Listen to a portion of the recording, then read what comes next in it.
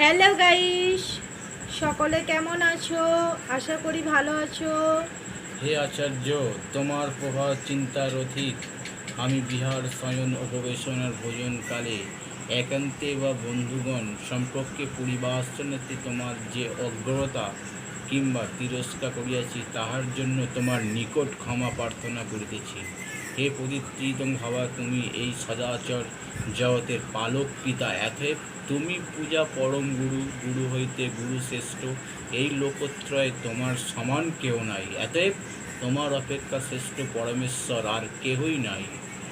হে দেব, হে হেতু, আমি দণ্ডবত্র পণ্ডিত ইহার পতিত দুর্গত জগদ্ধাত্র তোমার প্রসাদ প্রার্থনা করেছিলাম। পিতা যে রূপ পুত্রের সখা, সেই রূপ সখার প্রতি যে রূপ প্রিয়তমা পত্নীর অপেক্ষা করি।